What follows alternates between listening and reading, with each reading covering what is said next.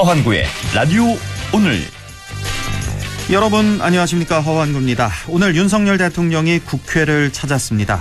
내년도 정부 예산안 시정연설을 위해서였죠. 오늘 연설에서 약자라는 단어를 7번, 취약계층이라는 단어를 2번 언급했는데요. 오늘 시정연설의 핵심은 약자와 성장 동력으로 압축되겠습니다. 그런데 민주당은 오늘 시정연설을 거부했죠. 검찰발 사정 드라이브에 강력히 반발하고 나선 건데요. 윤 대통령은 한쪽이 비어있는 국회에서 약자 복지를 내세우면서 초당적 협력을 강조했습니다. 협치라는 말은 사라졌고 단골처럼 등장하던 자유라는 말도 나오지 않았습니다. 시정연설을 거부한 민주당은 본회의장 밖에서 윤 대통령을 비판하고 강력 투쟁을 예고했는데요. 정면 충돌로만 치닫는 여야의 모습이 걱정됩니다. 진정 약자와 민생 안정을 걱정한다면 이제라도 협치를 위한 작은 가능성이라도 찾아야겠습니다. 10월 25일 화요일 라디오 오늘, 광고 듣고 시작합니다.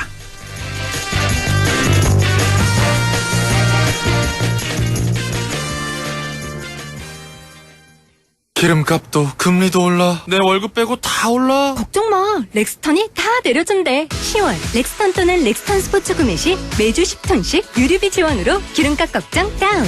소절이 1.9%로 금리 걱정 다운. 그리고 출고 대기 시간도 다운. 지금 바로 당신의 렉스턴을 픽업하세요. 상용자동차 전시장에서.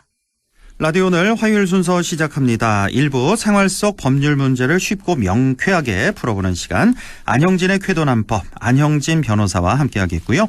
2부 이슈 오늘에서는 야생종자의 중요성에 대해서 알아보겠습니다.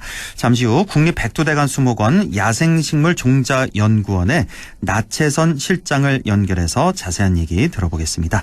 이어서 안동의 MBC 창사 특집 라디오 드라마 조내원 낙강에 뜬 달 32화를 들으시겠습니다.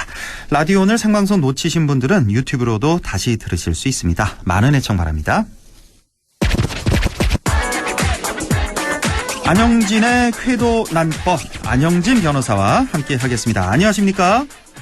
네, 안녕하십니까? 예, 의식주, 그중에서도 집은 서민들의 가장 중요한 자산이자 또 수많은 법률 문제가 발생하는 원인이기도 합니다. 집을 사고 팔 때, 또 세를 들어가고 나올 때 법적으로 어떤 점을 조심해야 하는지 살펴보겠습니다. 자, 안형진 변호사님, 우선 집을 사고 팔 때 주의할 사항 좀 짚어주시죠. 네, 요거는 법률적인 문제보다도 좀 생활의 어떤 지혜 팁 이 정도인데요. 예. 요즘 아파트에서 거주하는 인구가 참 많습니다. 예. 근데 아파트의 경우에는 이제 주차장이 굉장히 중요합니다. 중요하죠. 예. 그래서 그런 인터넷이나 보면은 세대당 주차 몇 대 1에 있어서 그 정도 확인하고 주변 평 들어보고 하시는 경우 많은데요. 예. 근데 그거는 수치에 불과하다는 점입니다. 그래서 수치가 똑같아도 아파트마다 사정이 많이 다르다는 점이죠. 예. 그래서 믿고 갔다가 이사 가시고 불평 겪고 이런 경우 많은데요. 그래서 주차장 상태를 어떻게 확인할 것인가? 이거는 한 밤 10시쯤에 직접 방문을 해보시는 게 가장 좋습니다. 네. 왜냐하면 다 퇴근하고 이제 다 출타하셨다고 오시고 10시, 11시 정도면 거기 다 계시거든요. 그거보다 더 확실한 거는 일요일이나 연휴 마지막 날 한 밤늦게 가보면은 그 아파트의 주차 실태를 가장 정확히 알 수 있습니다. 지상 주차를 어떻게 했고, 이중 주차를 했고, 그렇죠. 이런 거는 그 아파트 밤에 가보는 게 가장 정확하다고 말씀드리고 싶고요. 예. 주차장을 잘 확인해봐라. 실제로 가서 그렇습니다. 확인해봐라. 이왕이면 일요일 밤, 연휴 마지막 날 밤에 가면 확실하다. 예, 이거 중요하니까요. 예. 왜냐하면 아파트마다 이제 세대당 주차 대수는 비슷하게 요즘 지어지는데요. 예. 그 세대 구성원이 달라서 어떤 데는 차가 많은 아파트가 있고 좀 적은 데가 다 다릅니다. 예. 맞아요. 예. 그래서 그 점은 실질이 다르니 가기는 필요가 있다는 말씀이었고요. 예. 이제 둘째는 누수 문제입니다. 누수. 예. 그 집을 살 때 당연히 누수가 있는지 여부는 공인중개사나 전 주인 등이 계약서에 명시를 하는데요. 예. 문제는 파는 사람이나 사는 사람이나 누수가 있는지 없는지 모르고 사는 경우가 많다는 것입니다. 그렇죠. 예. 그리고 또 누수란 게 서서히 일어나기도 하고 사용 형태에 따라 달라지기 때문인데요. 예. 그래서 아파트를 산 직후에 누수가 있는지 확인해 보는 방법이 있습니다. 어떻게 해요? 완벽하지 않지만 좀 중요한 건데요. 예. 욕조가 있는 욕실의 경우에는 욕조에 물을 끝까지 가득 받아서 예. 한번 두세 번 고압으로 한번 계속 흘려내보내는 겁니다. 고압으로 흘려보내라고요? 그렇죠. 이렇게 가득 담으면 이제 일반적으로 사용하지 않지만 극단적으로 하는 거죠. 예. 그렇게 해서 확 내리는 경우, 그리고 샤워기에 있는 욕실에도 물을 많이 받아서 한꺼번에 흐르는 방법, 한 뭐 번에. 싱크대나 세면도도 마찬가지죠. 예. 그러면 이제 평소보다 고압으로 수해를 하면은 예. 조금 새던 것도 많이 새서 결국 밑집에서 이제 알 수가 있거든요. 그럼 여기서 이제 욕조 같은데 가득 받아서 고압으로 보내고 밑에 집 가서 예. 확인을 해봐야 되겠네요. 그러면 또 누수가 근데 있는지. 그거 뭐 확인을, 그러니까 이제 많이 흘러보내고 밑에 집에 좀 양해를 구하고 알아보고 혹시 이렇게 했는데 안 되냐 물어볼 수 있겠죠. 그렇죠. 예. 그러면 이제 이 경우는 이제 보통 그 욕조에서도 샤워만 하시고 많이 안 받는 경우도 많으세요. 그걸. 네, 예. 그래서 괜찮은 경우가 있는데 이게 많이 받는 경우에는 새는 경우가 종종 있습니다. 그렇군요. 그래서 예. 이걸 좀 확인해 보십사 하는 말씀 드립니다. 우선 뭐 주차장을 눈으로 확인해 봐라. 그리고 두 번째가 누수 확인해 봐라. 이건데 근데 사실 네. 이 누수라는 게 예. 이게 구입하고 그 주택을 매수하고 나서 뭐 한 달, 두 달 내에 바로 발견이 안 되는 경우도 많고 이게 예. 발견한다 그래도 주택을 구입한 지 좀 지난 경우에 예를 들어 뭐 1년, 네. 2년 지난 경우에 아니 전 주인이 이거 내가 살 땐 괜찮았는데 이게 왜 내 책임이냐 뭐 이럴 수도 있을 것 같고 이 누수 책임 두고 좀 분쟁이 많이 발생하고 있는 것 같은데 제가 알고 있는 상식으로는 누수가 발생하면 만약에 내 집에 누수가 발생하면 위층 집의 책임이다 이렇게 알고 있거든요. 맞습니까? 예. 그 문제는 일단 우리 집에 누수가 됐다고 해서 반드시 같은 라인이 위에 책임이 있다고는 할 수 없습니다. 왜냐하면 누수란 게 저쪽 다른 곳에서 타고 와서 또 내려온 경우도 있고 해서요. 그래요? 대개의 경우는 바로 윗집 책임이지만 그 저는- 책임 소재 또한 분명하진 않습니다. 왜냐면 저도 몇 년 전에 저희 네. 아랫집에서 연락이 온 거예요. 누수가 생겼다고 욕실에서 뭐 물이 떨어진다고. 예. 그래서 제가 아파트 관리 사무실 가서 물어보니까 이거 윗집 책임이라고 이게 수리비를 내야 된다고 그러더라고요. 그래서 내준 경험이 있어서 물론 이제 일단은 누수가 발생한 경우에는 그 원인 규명을 해봐야 됩니다. 예. 근데 그 하려면 다 막 깨고 해야 되거든요, 사실. 예. 깨고 했는데 책임이 아닌 경우도 있습니다. 윗집 책임이 아닌 경우도 있다. 예, 윗집 책임이 아니고 저쪽 대각선 집에서 물이 흘러서 이렇게 벽 타고 오는 경우도 왕왕 있습니다. 그래요? 그래서 이 규명을 해봐야 된다는 말씀이 무조건 윗집이 하는 건 아닙니다. 예. 그래서 아까 말씀 주셨듯이 이게 사실 책임 소재가 불분명합니다. 뭐 1년 지나고 나면 사실상 받기 힘든 경우도 있고요. 그렇죠. 예.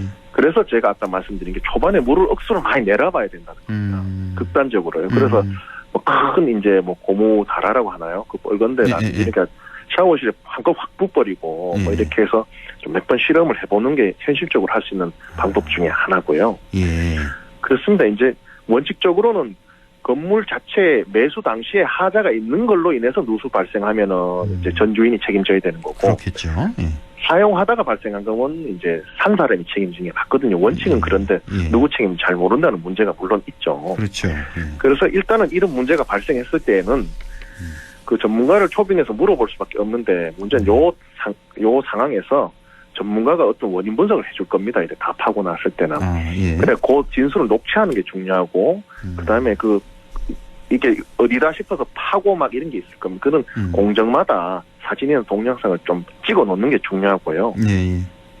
그리고 이제 그 건물에 하자일 가능성이 있다라고 이제 이 진단이 나오면 그 즉시 이제 전 주인에게 연락을 해서 그 이후부터 협의를 하는 게 중요합니다. 전 주인에게 건물 자체 하자가 있다 그러면 있을 수 있다는 그런 가능성이 보이면은 그 즉시 공사를 중단하고 빨리 연락해서 그 협의를 해야 됩니다. 왜냐하면은 그 협의해도 뭐 안 준다고 이러고 난 뭐란다 이런 모르겠는데 어떤 분들은 해주고 싶어하는 경우도 있거든요. 양심적으로. 그런데 아니 내가 그때 말을 했으면 내가 더 싼데 구할 수도 있고 한데 너무 비싸게 한 거 아니냐 이래가 또 분쟁이 한 번 더 발생할 수 있어요. 맞아요. 예, 그래서 이왕이면 그때는 딱 공사를 중지하고 얘기를 해서 협의를 한 다음에 하는 게 일단은 맞고요. 예. 그래서 이제 아까도 말씀드렸듯이 이게 되게 애매합니다. 그래서 뭐 소송하자니까 이게 고난도의 소송이라서 변호사 보수가 더 막 500, 600, 700 발생하는 경우는 있는데 뭐 3, 4개월이면 수리하는 경우도 있어서 배보다 배꼽이 더 클 수 있습니다. 그렇네요 정말. 예, 그렇습니다. 그래서 이 경우는 그럼 어떻게 해야 되느냐, 뭐 그냥 놔두냐 그렇지는 않고요. 뭐 굳이 말씀을 드린다면은 법원에 이제 조정 신청을 하는 걸 한 방법으로 들 수 있겠습니다. 저 변호사 사무실 찾지 않고도 그냥 그렇습니다. 법원에 조정 신청한다. 그렇습니다. 이미 법원에 조정 신청 절차라는 게 있습니다. 그러면 내가 이래는 문제를 겪고 있는데 이 사람하고 내가 좀 조정을 해보고 싶다 신청을 내면은 법원에서 이제 건축 전문 그 조정위원을 이제 거기 조정에 참여시켜서 얘기를 좀 진행을 해볼 수 있습니다. 그러면 건축 전문가가 딱 보면 어느 정도 이래 감이 오거든요. 그럼 이래 하는 게 맞다. 경험 이렇게 쭉 객관적인 제3자가 얘기를 해주고 설득을 하면은 아주 나쁜 사람이 아닌 이상은 좀 그런가 그럼 나도 일부분 책임을 지겠다 이렇게 좀 결론이 수렴이 되는 경우도 없지 않아 있기 때문에 그렇죠. 아유 변호사 선임은 높이 쌓이겠네 나 모를다 이러고 하는 것보다는 조정 신청을 해보는 것도 하나의 방법이긴 합니다. 네, 믿자 본전이니까 일단 법원에 네, 그렇습니다. 이건 뭐 큰 돈 드는 게 아니니까. 그런 게 오히려 많습니다. 아 그래요. 예. 법원에 조정을 신청한다. 꼭 이런 경우 아니더라도 뭐 여러 가지 경우가 많겠네요. 법원에 조정 신청하는 경우가. 그렇습니다. 그래서 좀 소송까지 가게 되면은 비용도 많이 들고 그렇죠. 사회도 거의 벌어지다시피 하는데요. 그 전에 조정 신청을 해서 하는 것도 빠르고 돈도 안 들고 좀 그렇죠. 그런 장점은 있습니다. 아유, 그나저나 이 집에 누수가 생기면 이게 얼마나 이게 골치가 아픈지. 근데 정말 맞습니다. 오늘 말씀하신 내용이 정말 애매한 경우가 많은 것 같아요. 그래서 예를 들어 이제 이사 매매 계약하고 이사한 지 뭐 한 달 내에 이런 경우가 생겼다 그러면 좀 전 주인이 좀 해주려고 하는데 뭐 1년, 2년 지나고 나서 연락이 오면 전 주인도 안 해줄 가능성이 많아서요. 뭐 원인이 어떻게 됐든 간에. 그런데 이제 그 전문가들이 보면은 이게 시공상의 하자인지 아니면 사용을 하다 보면 뭐 따라서 그런다든지 이런 건 어느 정도 진단이 나오거든요.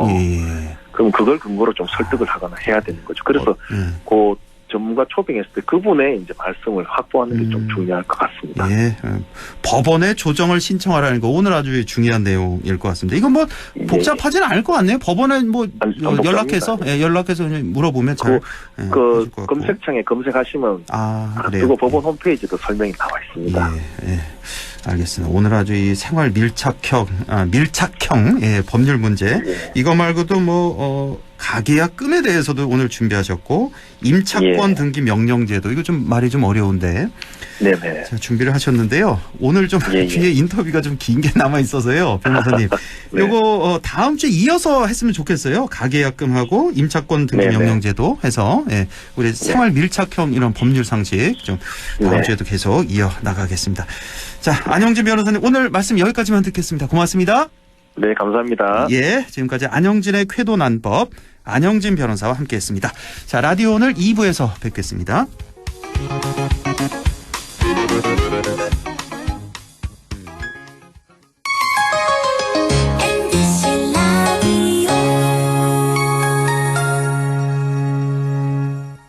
가구 살 땐 꼭 한번 가보자.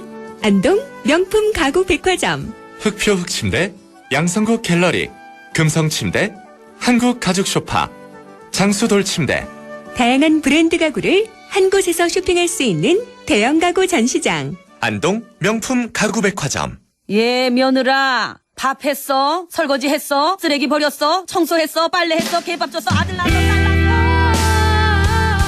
아무것도 안 하고 싶다. 이미 아무것도 안 하고 있지만 더 격렬하게 아무것도 안 하고 싶다. 지금은 그냥 라디오만 듣고 싶다. MBC 라디오. MBC 라디오. 라디오 청취자 10명 중 4명이 듣는 방송 국가대표 라디오 MBC 라디오.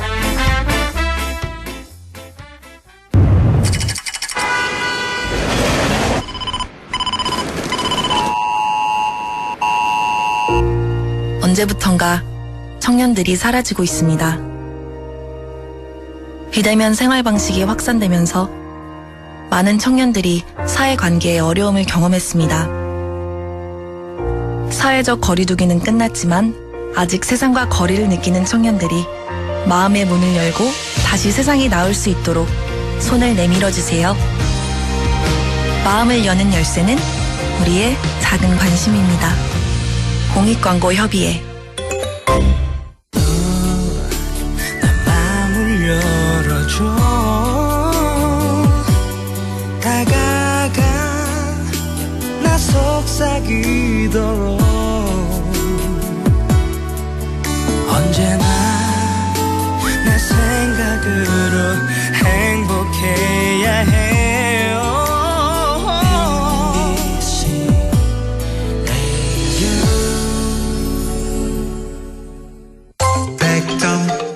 MBC 라디오. 네, 6시 20분 27초 막 지나고 있습니다. 이슈 오늘 시작하죠. 오늘은 좀 특집 인터뷰식으로 좀 준비를 했습니다. 그래서 시간도 좀 더 확보를 했는데요. 세계에는 종자 전쟁에 돌입했다. 기후변화에 토종 종자가 멸종 위기에 처했다. 뭐 이런 무서운 얘기 많이 들어보셨을 텐데요. 그래서 종자를 지키고 보존하는 일이 매우 중요하다고 합니다. 이번 주말 저녁이죠. 10월 29일 토요일입니다. 저녁 8시 40분에 안동 MBC TV에서 창사 특집 다큐멘터리 씨앗 준비된 미래가 방영될 예정입니다. 야생종자의 중요성이 궁금한데요. 국립백두대간 수목원 야생식물 종자연구실에 나채선 실장을 연결해서 자세한 얘기 좀 들어보겠습니다. 나채선 실장님 안녕하십니까? 예, 안녕하십니까. 예, 반갑습니다. 자, 오늘 본론 들어가기에 앞서서 먼저 국립백두대간 수목원에 대해서 잠시 소개를 좀 해주시고요. 야생식물 종자연구실은 또 뭘 하는 곳인지 그것도 좀 같이 알려주시죠. 네. 먼저 귀중한 시간 내주셔서 감사합니다. 예. 저희 백두대간 수목원은 경북 봉화에 위치한 국립수목원입니다. 예. 저희 많이 들어보셨다시피 우리나라 생태의 보고라는 백두대간을 안전하게 보존하고 지속 가능하도록 이용하기 위한 목적으로 설립되어 있습니다. 현재는 가을 단풍이 아름답게 물들고 산으로 둘러싸여 있어 매우 아름다운 곳입니다. 그렇겠네요. 워낙 규모가 크잖아요. 네. 수목원이. 네, 맞습니다. 아시아에서 두 번째인가? 제가 그렇게 기억하고 있는데 규모가. 아시아에서 제일 크고요. 세계에서 두 번째로 큽니다. 맞아요. 세계에서 두 번째, 아시아에서 최대 규모. 첫 번째. 예, 예. 네.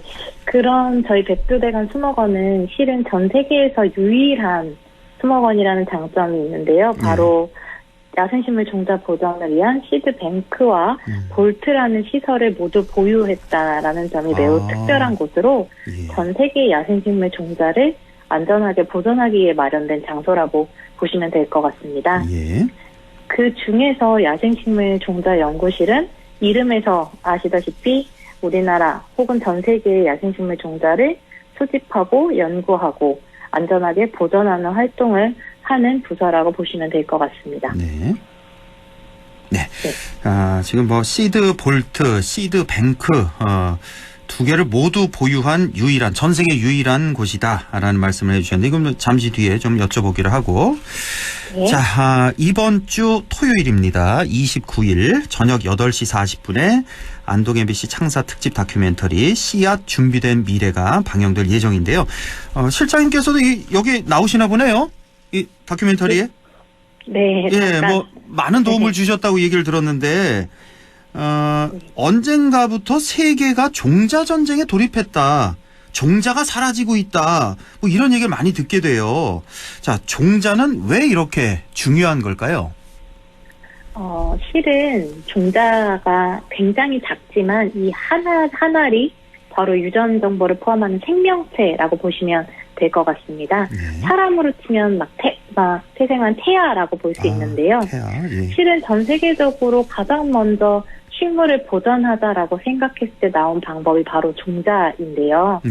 전 세계 식물의 약 90% 정도는 종자로 장기간, 100년, 200년 안전하게 보존할 수 있다고 합니다. 예. 또한 말씀드렸다시피 종자는 매우 작아서 공간을 많이 차지하지 않고 전 세계적으로 동일한 표준화된 저장 방식이 있어서 안전하게 식물 종자양성을 보존할 수 있는 방법이고 100년, 200년 후에도 꺼내서 식물체로 싹을 틔울 수 있는 방법이기 때문에 보존에 있어서 굉장히 중요합니다. 100년, 또한, 200년 후에도 싹을 틔울 수 있다고요? 네. 신기하네요. 이런 일을 하는 곳이 국립백두대간 수목원이란 얘기죠? 예, 맞습니다. 그렇죠. 예, 예. 종자 전쟁은 무슨 얘기예요? 종자 전쟁이라는 게 이제 종자가 하나하나를 보존하기 위한 수단뿐만이 아니라 이제는 한 종 자체가 자원이 되고 이제 저희의 재산이 국가의 재산이 되고 있는데요. 실제 저희가 먹는 쌀이나 보리, 밀 등은 전부 씨앗으로 먹고 있지 않습니까? 예. 근데 이 씨앗을 먹는데 저희가 대부분을 수입을 하고 있어요. 심지어 청양고추, 우리가 쉽게 접하는 청양고추 종자도 예. 저희가 로열티를 내고 사용하고 있는 상황입니다. 아, 청양고추가 우리 저 식물은 아니었어요? 아니, 우리 식물인데 예. 외국계 기업에서 이걸 사간 거예요. 재산권을. 아, 그래요? 그래서 저희가 이거를 로열티를 내고 있는 실장이고, 예. 네, 그래서 이제 또한 식량 말고도 저희 뭐 많이 아시는 밀크시스, 타미플루 이런 것들도 다 야생식물의 종자를 원료로 활용해서 만들어진 제품들입니다. 그래서 이런 하나가 실은 저희가 그냥 길 가다 보는 식물의 종자도 알고 보면 어떤 자원일 수 있고 현재의 자원이고 미래의 자원일 수 있기 때문에 보존하고 앞으로의 전쟁의 무기가 될 수 있는 부분이 되지 않을까 싶습니다. 총 쏘고 포를 쏘는 그런 전쟁이 아니라 말 그대로 우리 왜 식량 전쟁이란 말도 흔히 쓰듯이 예. 네. 종자 전쟁이란 말 이걸 또 설명을 해주셨는데 이 위기의 종자 보호를 위해서 지금 백두대간 수목원에서도 많은 노력을 기울이고 계신데 종자 보존에서부터 복원, 연구까지 많은 역할을 하고 있습니다. 그 중심에 아까 말씀하신 시드 볼트와 시드 뱅크라는 게 있는데 자, 이 두 개 좀 비슷한 말 같기도 하고요. 이게 어떤 차이점이 있는 겁니까? 먼저 시드 뱅크는 네. 전 세계적으로 모든 나라가 거의 가지고 있다고 보시면 될 것 같아요. 아, 시드 뱅크라는 건 전 세계 네, 다 가지고 있다. 예. 네, 저희가 주변에 은행이 되게 많잖아요. 예. 그래서 종자를 넣었다 뺐다 해서 언제라도 쓰고 언제라도 저장할 수 있는 기능을 가진 게 시드 뱅크인데요. 이러한 것들이 뱅크라고 하면 볼트는 전 세계에서 딱 두 곳밖에 없습니다. 아, 예. 하나가 노르웨이 스발바르 글로벌 시드 볼트, 예. 또 하나가 저희 바로 우리나라의 경북 봉화에 위치한 백두대간 글로벌 시드 볼트인데요. 예. 이 시드 볼트라는 것은 금고라는 뜻이 있듯이 문이 잘 열리지 않는 곳이고 예. 실은 만들어진 목적 자체가 씨앗이 굉장히 중요한데 뱅크가 파괴되면 저희는 이 재산이 다 날아가는 거잖아요. 그렇죠. 그래서 전 세계 뱅크를 백업하겠다. 라는 의미로 만들어진 게 시드 볼트라고 보시면 될 것 같아요.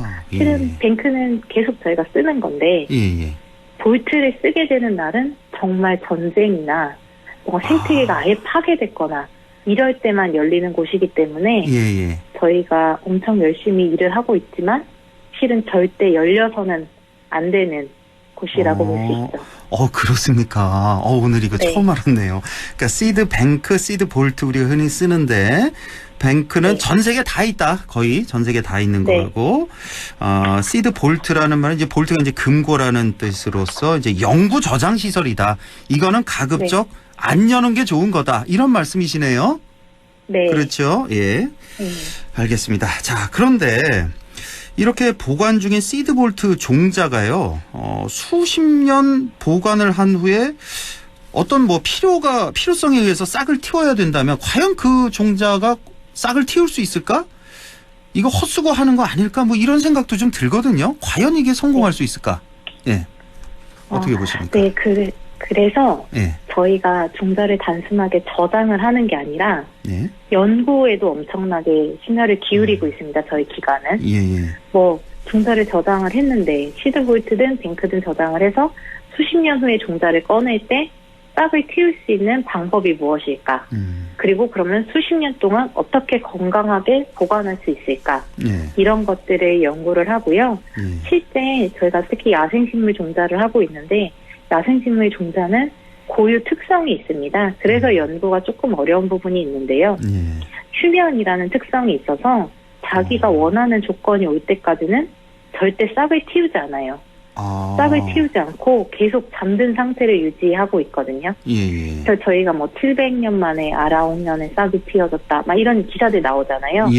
그게 바로 계속 잠자고 있다가 딱 이제 시기가 딱 맞은 거예요. 그래서 나 이제 일어나야겠다 하면서 싹을 틔우는 거거든요. 그래서 저희가 뱅크나 볼트에 저장을 하면 이 자기가 싹 틔우고 싶은 조건이 아니기 때문에 계속 잠을 자거든요. 그래서 오래 보관할 수 있는 거라고 보시면 될 것 같아요. 혹시 그 뱅크나 볼트 그 저장 온도가 몇 도쯤 되나요? 대략? 종자마다 다를 것 같은데. 예? 마이너스 20도입니다. 마이너스 20도에서 계속 네. 잠을 재워 놓는 거군요. 네. 그러다 필요할 때 우리 이제 꺼내서 싹을 틔우고 연구하고. 네. 네. 알겠습니다. 예. 이게 생명력이 대단한데요. 마이너스 20도에서 계속 살아는 있는데 잠자고 있다가 네. 뭐 100년 후에도 깨어날 싹을 틔울 수도 있고. 그렇죠? 네. 예. 네, 예를 들어 저희 소나무 종자가 예. 뭐 100% 살아있는 종자를 마이너스 20도에 넣으면 예. 저 뱅크에 넣으면 예. 한 200년 후에 꺼냈을 때 그래도 한 50%는 살아서 싹을 틔울 수 있다고 해요. 그렇습니까? 네. 와, 대단하네요. 이거 사람은 그렇게 안 될까요? 어떻게? 좀 연구를 좀 더 하셔서. 사람은 실은 냉동인간을 연구를 하고 있는데 아직은 어렵지 않을까. 우리 나채선 실장님도 한 100년, 200년 후에 좀 다시 태어나고 싶으실 텐데. 그쵸. 잠깐 저는 잠들었다가. 꿈이 불로장생이긴 한데요. 네. 그렇군요. 예. 자, 백두대간 수목원에서는 이제 작물 종자가 아닌 야생 종자, 또 자생식물 종자를 이제 주력으로 다루고 있다고 들었습니다. 그럼 뭐 특별한 이유가 있을까요? 일단 저희가 수목원이기 때문에 식량 작물은 농진청에서 해주고 저희가 야생식물 종자를 하는 것도 있는데요. 예. 실제 야생식물 종자가 지금은 누가 보면은 이게 무슨 가치야 할 수도 있지만 미래를 위해서는 반드시 저희가 가지고 가야 될 보존에 위한 자원이라고 생각을 하고 있습니다. 예. 저희 식량 작물도 결국은 예로부터 야생에 있던 식물을 개량을 하고 재배를 해서 현재의 식량 작물이 나온 거거든요. 예. 그래서 그 유전 다양성을 지금부터 보존을 해놔야 기후변화라고 하잖아요. 그래서 기후변화로 지금 먹는 식량을 먹을 수 없게 됐을 때 그런 미래 세대를 위한 자원으로 식량의 원천 소재이고 또한 우리나라 자생식물이랑 생태계를 유지할 수 있는 종 다양성이면서 숨겨진 미래 자원이라고 보고 저희는 야생식물 종자 보존에 최선을 다하고 있습니다. 예. 일례로 저희가 수목원에 돌아다니시면 야광나무라는 식물을 굉장히 자주 보실 수 있어요. 야광나무. 네, 이건 실은 사과랑 굉장히 가까운 친척이거든요. 예. 그리고 두메부추라는 식물은 양파랑 마늘이랑 엄청 가까운 야생 친척이고 야생 식물입니다. 그래서 이런 야생 식물들은 식량 작물을 앞으로 개량할 때 쓸 수 있는 소재가 될 수 있고요. 예.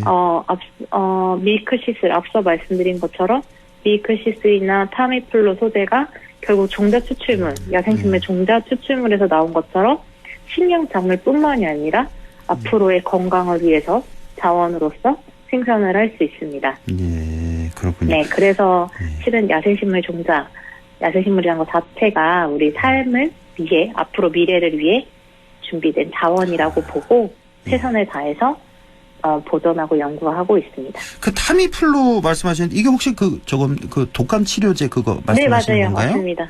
네. 이게 이제 야생식물 종자에서 추출해서 나온 거.